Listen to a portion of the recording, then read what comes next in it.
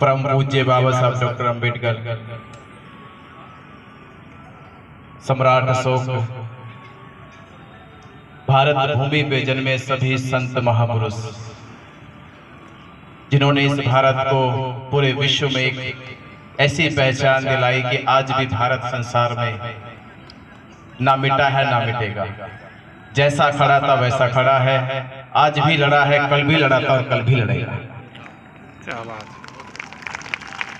ये पहचान जिसको आज हम पूरे भारत में सजोने का, संवारने का काम कर रहे हैं। ये पहचान एक दौर था जब हम लोग तलाश कर रहे थे अपने अस्तित्व की, अपनी विरासत की। हम ढूंढ रहे थे भारत के कोने कोने में कि कहां छिपा है देश के उन मूल निवासियों का, बहुजनों का, जिनको शोषित कहा गया, पीड़ित कहा गया, जिनको दीनहीन कहा गया। कहां है उनकी पहचान? कैसे मिलेगी उनकी पहचान? कैसे आएगा अस्तित्व में निखर के उनका इतिहास? और वो इतिहास तब आया जब इस बात का पता चला कि लूटी संस्कृति हमारी दासहीन बनाया था। इस संसार में जो लड़ाई है वो संस्कृति की है, विरासत की है, अपने वजूद की है। कि लूटी संस्कृति हमारी दासहीन बनाया था, बहू बेटी और बच्चों को घर के बाहर जलाया।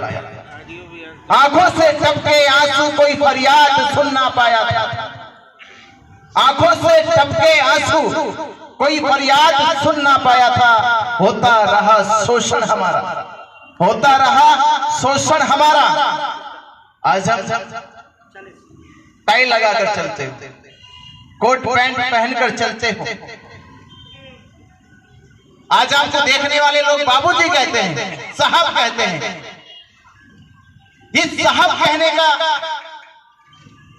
जो आज हमें स्वाभिमान मिला है, ये गौरव मिला है,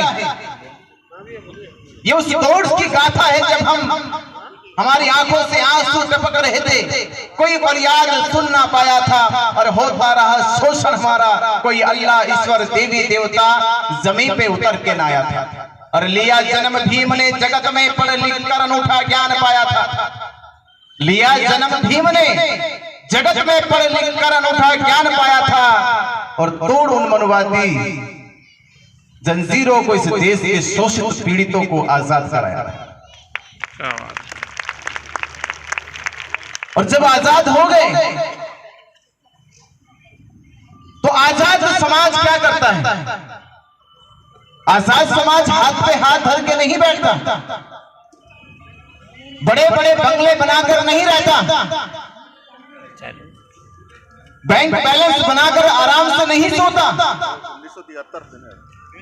अगर आप ये सोच लो कि एक श्रेष्ठ समाज की ये पहचान है कि आपका बड़ा मकान है, मकान के सामने बड़ी खड़ी गाड़ी है, बैंक में बड़ी रकम है, अब सोने चांदी की आभूषण पहन के चलते हो, इससे आपके समाज की पहचान नहीं है। समाज की पहचान तब होती है जब उस समाज की अपनी शिक्षा हो, संस्कार हो, उसकी संस्कृति हो, उसकी सभ्यता हो, उसकी विरासत उसके हाथ में हो, तब उस समाज की इस संसार में कोई पहचान होती है। तब ये संसार कहता है ये अभागा नहीं है, ये दीनहीन नहीं है, इसका इस संसार में एक रुतबा है, इसका इस समाज में ये आइकन है, ये आईना दिखाने वाला है, ये मार्ग दिखाने वाला है। इसलिए सिद्धार्थ गौतम ने राजमहल नहीं छोड़ दिया था। अगर आराम की जिंदगी, बिना पहचान की जिंदगी जीते तो राजमहल में रह सकते थे, सुकून से जी सकते थे, कोई कमी नहीं थी। न रहने में कमी थी, ना खाने में कमी थी, ना पहनने में कमी थी, ना नौकरों की कमी थी, ना सेवा की कमी थी, पर कमी थी तो इस संसार में इतिहास लिखने की कमी थी कि इतिहास नहीं लिखा जाएगा। इतिहास लिखने के लिए मुझे इस पिंजरे से बाहर आना होगा। सिद्धार्थ ने वो इतिहास लिखा, और आज जिस मकसद से यह कार्यक्रम किया गया, महाबोधि महाविहार मुक्ति आंदोलन को समर्थन देने के लिए छत्तीसगढ़ की धरती पर आप सभी लोगों ने तन से, धन से, मन से एकजुट होकर यह सोचकर कि महाबोधि महाविहार बौद्धों की विरासत है, बहुजनों की विरासत है, उनकी अस्मिता है, उनका इतिहास है, उनका गौरव है, उनका वो सम्मान है जो संसार में कभी वैसे ही था जैसे मक्का मदीना है, यरूशलेम वेटिकन सिटी है, जैसे सिखों का गुरुद्वारा है, वैसे ही महाबोधि महाविहार संसार में ज्ञान का, शांति का और करुणा का प्रतीक था। आज उसी महाविहार को ग्रहण लग गया। 1949 से लेकर आज तक हम उस ग्रहण को हटा नहीं सके, दुश्मन को भगा नहीं सके, पंडे को बाहर निकाल नहीं सके, उसके आडंबर पाखंड की दुकान को उखाड़ नहीं सके, तो हम आजाद कैसे हो गए? आजाद लोग ऐसे नहीं करते। आजाद लोग तो आजादी का जश्न तब मनाते हैं जब इतिहास नया लिख जाते हैं। आजाद लोग जश्न तब मनाते हैं जब क्या करते? जब परिवर्तन का इतिहास लिख जाते हैं। तो आजादी का जश्न होगा जब 12 मई को 12 लाख लोग एक साथ बोध गया की धरती पे महाबोधि महाविहार को मुक्त कराकर पंडे को, पुरोहित को, ब्राह्मण को वहां से बाहर निकालेंगे। तब होगा आगाज उसका। कब तक सहोगे? कब तक हम ये बात दबाए बैठे रहेंगे? अब उजागर होने लगी है। तो सिद्धार्थ गौतम ने जिस धरती पर ज्ञान प्राप्त करा, उसी धरती पे सम्राट अशोक ने 49 दिन साधना करी, ध्यान करा उसी धरती पर। और सम्राट अशोक ने यह सपना देख लिया था, उन्होंने सपना देख लिया था कि मेरे जाने के बाद जो शांति मुझे मिली है, जो परम सुख मुझे इस धरा पे आके मिला है, जो सुकून मुझे महाबोधि महाविहार में बैठकर मिला है, ये सुकून, ये शांति इस संसार के हर व्यक्ति को मिलेगी। ये सपना देखते हुए सम्राट अशोक ने वहां महाबोधि महाविहार की नींव रखी और संसार को वो इतिहास, वो विरासत देकर गए। वो कौन सी विरासत है? जब राम मंदिर के बनने की बात आ रही थी तो लोग राम मंदिर के अवशेष खोज रहे थे। अवशेष, अवशेष का मतलब टुकड़े टुकड़े, अवशेष खोज रहे थे। अयोध्या में अवशेष तक नहीं मिले थे, अवशेष नहीं मिले। तब भी जाकर उन लोगों ने अपनी एकता के बल पर सुप्रीम कोर्ट से, अपनी एकता के बल पर सुप्रीम कोर्ट को भी कहना पड़ा, मजबूर होना पड़ा कि आर्कियोलॉजिकल की सारी रिपोर्ट एक तरफ, जो साक्ष्य मिले वो एक तरफ, जितनी गवाही हुई वो सब एक तरफ।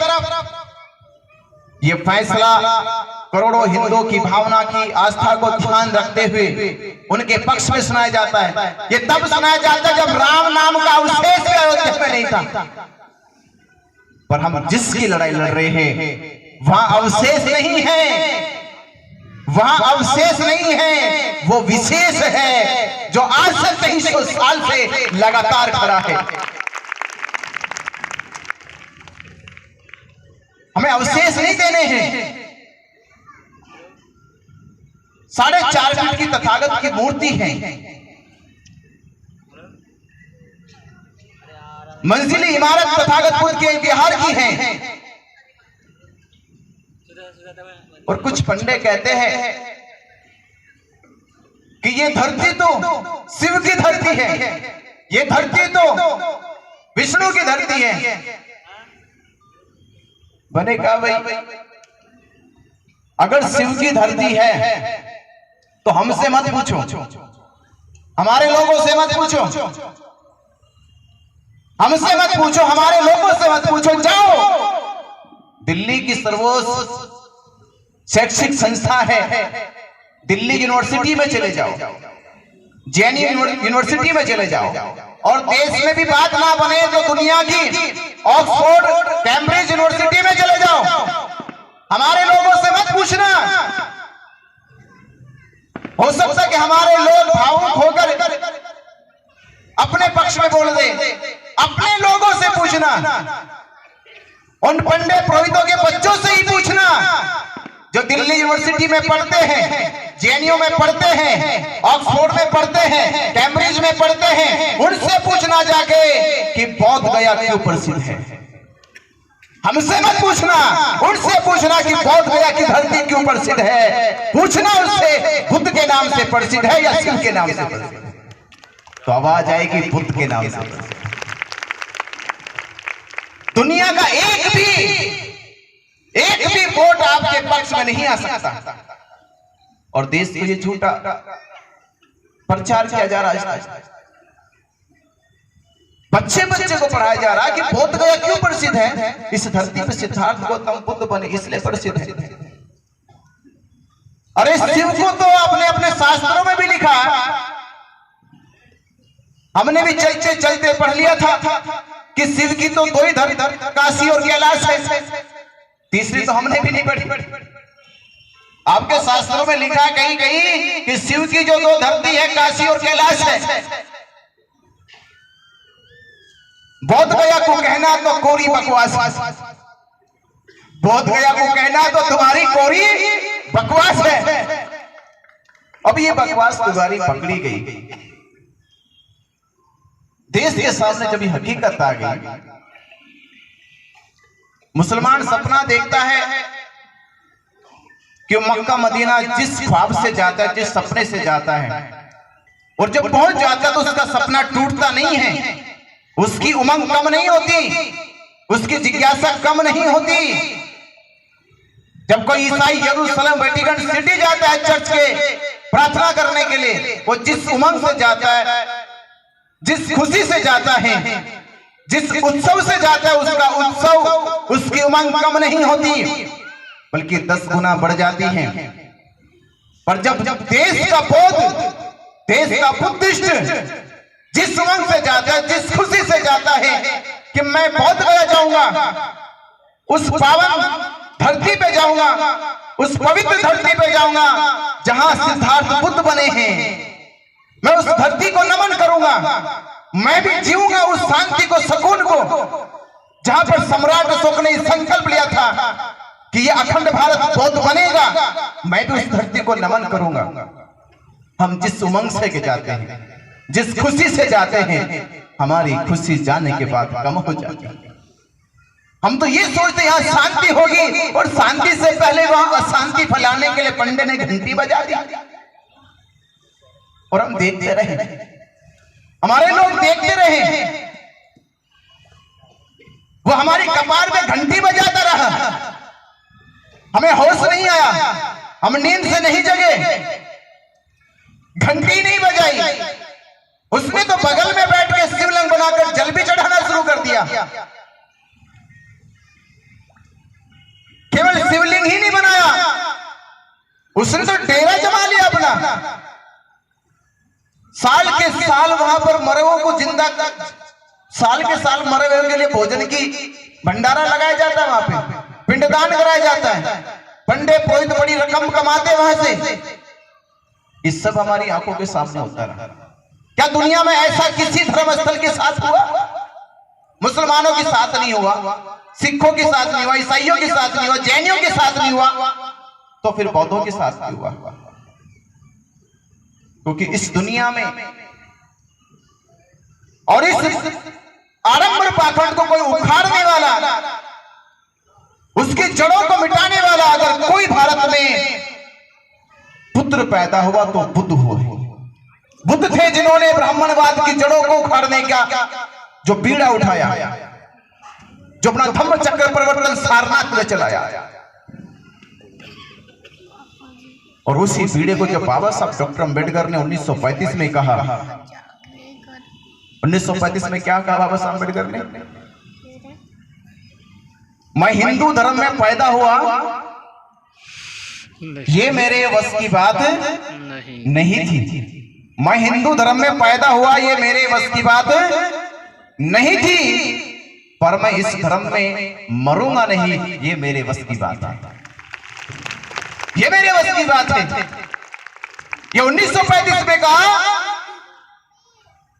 और जब ये बात ब्राह्मणों के कानों में पहुंची, जब उन तथाकथित धर्म के ठेकेदारों के कानों में पहुंची, उनको लगने लगा कि कोई बात मामूली व्यक्ति नहीं कह रहा, ये बात वो कह रहा है कि जो बात आज से 2500 साल पहले बुद्ध ने कही थी, ये बात वही कह रहा है जो ये बात 2300 साल पहले सम्राट अशोक ने कही थी। ये बात बाबा साहब डॉक्टर अंबेडकर कह रहे कि वो हिंदू धर्म में नहीं मरेंगे।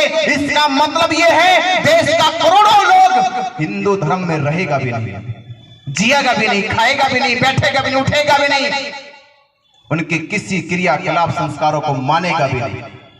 इस देश में बड़ा भूचाल आ जाएगा, बड़ा परिवर्तन आ जाएगा। ब्राह्मणों को कटोरा उठा के भीख मांगनी पड़ेगी, और जब भीख नहीं मिलेगी, जब भीख नहीं मिलेगी तो क्या करना होगा? बुद्ध के समय जानते क्या किया? जब बुद्ध के समय में इन पुरोहितों को भीख मिलनी बंद हो गई तो जानते हो क्या किया? इन्होंने 2 काम किए थे। एक तो बौद्ध भिक्षुओं की सेवा के लिए इन लोगों ने अपने आप को समर्पित किया, भिक्षु संघ की सेवा में लग गए कि सेवा करेंगे, भिक्षुओं को भोजन मिलता है, दान मिलता है, भिक्षुओं को आदर मिलता है, सम्मान मिलता है, उस बहाने हम भी अपना पेट भर दिया करेंगे। ये है हैसियत हो चुकी थी इनकी। और दूसरा, ये लोग भेष बदल बदल कर भिक्षु का भिखारी कहां से बना मालूम है? ये वो भिखारी थे, एक भिक्षु होते थे, एक भिखारी होते थे। ये भिखारी थे। जब इनकी दशा ये हो गई तो लगने लगा कि बाबा साहब डॉक्टर अंबेडकर जी ये परिवर्तन लाने वाले हैं, तो अब इनके हाथों में कटोरा आएगा, भीख मांगना शुरू करेगा। तो इन्होंने बुद्धि लगाई चालाकी से। समाज उतना जागरूक नहीं था कि बाबा साहब डॉक्टर अंबेडकर जी हिंदू धर्म को छोड़ देंगे तो जाएंगे कहां? तो पता करते करते इनको पता चला कि बाबा साहब डॉक्टर अंबेडकर जी बौद्ध धर्म स्वीकार करने वाले हैं, बौद्ध धर्म स्वीकार करने वाले हैं। तो जब बौद्ध भारत में हो जाएंगे तो बौद्धों का धर्मस्थल क्या होगा? बौद्धों का धर्मस्थल क्या होगा? बौद्ध गया होगा। जैसे मुसलमान कोई हो जाए तो वो कहां जाएगा? क्या सपना होगा उसका? मक्का मदीना होगा। कोई ईसाई हो जाएगा, उसका सपना क्या होगा? यरूशलेम वेटिकन सिटी जाना होगा। कोई सिख हो जाएगा, उसका सपना गुरुद्वारा अमृतसर जाना होगा। जब भारत का कोई बौद्ध हो जाएगा, उसका सपना बौद्ध गया जाना होगा। इन्होंने पहले ही कर लिया कि बौद्ध गया पे कब्जा करो, बौद्ध गया पे कब्जा करो। बौद्ध बनने से पहले ही उन्होंने बौद्ध गया पे कब्जा कर लिया। संविधान लिखा जा चुका था, इंतजार तक नहीं किया उन्होंने। जब ये देश में घोषणा हो चुकी थी कि 26 जनवरी 1950 को संविधान लागू होने वाला है, तो संविधान के लागू होने से पहले 6 जुलाई 1949 को इन्होंने कोई एक्ट क्यों बनाया? क्यों एक्ट बनाना पड़ा? क्या इतनी बड़ी इमरजेंसी आ चुकी थी? क्या इतने बड़े दंगे हो रहे थे? जब देश में बौद्धों की संख्या भी नहीं थी, क्यों एक्ट बनाया गया? बौद्धों से बिना पूछे एक्ट क्यों बनाया गया? और ये हकीकत जानिए कि महाबोधि महाविहार को छोड़ के हिंदुओं के किसी मंदिर पे एक्ट नहीं बना, सिखों के किसी मंदिर पे एक्ट नहीं बना, ईसाइयों के किसी मंदिर पे एक्ट नहीं बना, मुसलमानों की किसी मस्जिद पे एक्ट नहीं बना। तो फिर बौद्धों के महाविहार फैक्ट क्यों बनाया गया? क्योंकि खतरा किससे था ब्राह्मणों को? बौद्धों से। किससे खतरा है? क्योंकि इस देश में नारा तो लगाया गया ये कि हिंदू मुस्लिम सिख ईसाई आपस में है भाई भाई, तो उनकी दाल गल सकती है पर बौद्धों के साथ नहीं गल सकती। ये ब्राह्मण की दाल मुसलमान के साथ गल सकती है, ईसाई के साथ भी गल सकती है, सिख के साथ भी गल सकती, पर बौद्धों के साथ कभी नहीं गल सकती। क्योंकि बुद्ध ने एक जमाने में इनके सारे के सारे करतूते दुनिया के सामने लेकर आए थे। तभी तो बौखलाते बौखलाते आदि शंकराचार्य ने इस धरती का चक्कर लगाया और ब्राह्मणों से कहा, मैं तो एक दिन कह रहा था बोध गया मैं कि कम से कम जो ये ब्राह्मण अंदर बैठे इनको थोड़ी लिहाज होनी चाहिए, शर्म आनी चाहिए इनको। इन्होंने तो अपने बाप की बात भी नहीं मानी। इनके बाप ने सख्त लहजे में कहा था, आदि शंकराचार्य जिनको ये भगवान मानते हैं वो सख्त लहजे में कहकर गए थे 8वीं सदी में कि हे ब्राह्मणों, आप कत्ल कर देना, कत्ल भी माफ है, आप चोरी कर लेना, चोरी भी माफ है, आप डकैती डाल लेना, डकैती भी माफ है, पर एक काम कभी मत करना, बुद्ध को देख मत लेना, बुद्ध के भिक्षुओं के साथ बैठ मत लेना, बुद्ध की वाणी कानों में सुन मत लेना, वरना 7 जन्मों जन्मों तक तुम्हें नर्क भोगना पड़ेगा। ये आदि शंकराचार्य क्या कहा तुमसे? तुमने अपने बाप की बात भी नहीं मानी। जिसको भगवान मानते बात तो मान लेते, तो जाओ निकलो, अपने बाप की बात मानो, नहीं तो नरक भोगना पड़ेगा। अगर स्वर्ग जाना है तो नरक का द्वार छोड़ना होगा। तो ऐसे ऐसे फतवे जारी हुए, पर इनको ये लगने लगा आज हमारे देश में जब राम मंदिर की बात होती है, आप सोचिए सब कुछ क्यों हुआ? क्योंकि बाबा साहब अम्बेडकर ने भी कहा, सम्राट अशोक ने भी कहा कि अखंड भारत बौद्ध का भारत है, बुद्ध का भारत है। बाबा साहब अम्बेडकर ने भी अपने अंतिम समय में कहा कि मैं भारत को सम्राट अशोक के सपनों का भारत देखना चाहता हूं। कैसा भारत देखना चाहता हूं? जहां वर्ण व्यवस्था नहीं, जाति व्यवस्था नहीं, जहां भेदभाव नहीं, छुआछूत नहीं, जातिवाद नहीं, जहां छोटा बड़ा नहीं, गोरा काला नहीं, अमीर गरीब नहीं, सब में समानता है, भाईचारा है, प्रेम है, मैत्री है। ऐसे संबंध है जो सबके प्रति संवेदना व्यक्त करते हैं। मैं ऐसे भारत की कल्पना कर रहा हूं। इस कल्पना को नाकाम करने के लिए ब्राह्मणों ने यह षड्यंत्र रचा कि महाबोधि महाविहार राम के मंदिर की तरह नहीं है। राम के मंदिर में तो भारत के लोग जाते हैं, बालाजी के मंदिर में तो भारत के लोग जाते हैं, कृष्ण के मंदिर में तो भारत के लोग जाते हैं। अरे ये राम कृष्ण का मंदिर नहीं है, ये बुद्ध का मंदिर है, इसमें दुनिया भर के लोग जाते हैं, दुनिया भर के जाते हैं। और दुनिया भर के लोग जाएंगे तो किसको सीख के जाएंगे? बुद्ध को सीख के जाएंगे। पूरी दुनिया बुद्ध हो जाएगी। ये 19वीं सदी में कही गई बात लाइट ऑफ एशिया है। ये 19वीं सदी में कही गई बात कि बुद्ध लाइट ऑफ एशिया है, आज 21वीं सदी में हो जाएगी कि बुद्ध लाइट ऑफ एशिया नहीं, वो लाइट ऑफ वर्ल्ड है। ये बात सिद्ध हो जाएगी। इस सारी की सारी योजना जब उसको समझ में आने लगी, बोला कि बोरिया बिस्तरा बंद हो जाएगा, बोरिया बिस्तरा बंद हो जाएगा। बाबा साहब डॉक्टर अम्बेडकर जी ने इनको पढ़ने लिखने का अधिकार दे दिया। ये पढ़े लिखे के साइंटिस्ट बनेंगे, इतिहासकार बनेंगे, लेखक बनेंगे, जानकार बनेंगे, वैज्ञानिक बनेंगे, बड़े बड़े अच्छे अच्छे वक्ता बनेंगे। ये कैसे लड़ोगे इनसे? ये तुम्हारी आंखों में आंखें डाल के बोलती बंद कर देंगे। और देखा आपने 76 सालों में हमने पूछ लिया, पैरों तले जमीनें खिसकने लगी, उसकी जीभ तुतलाने लगी, उसकी क्या जवाब दे? कोई जवाब नहीं था उसके पास।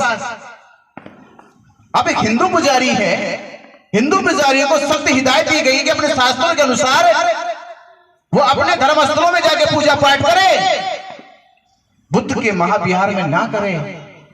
पाप होगा तुम्हारे लिए, अपराध होगा। क्यों अपराध के भागी बन रहे हो? पिंडदान करना है, पूजा पाठ करना, शिवलिंग की पूजा करनी है तो जाओ अपने शास्त्रों के आधार पे शिव के मंदिर जाओ। राम के मंदिर जाओ, कृष्ण के मंदिर जाओ, यहां बुद्ध के मंदिर में बैठकर क्यों पाप के भागी बन गए?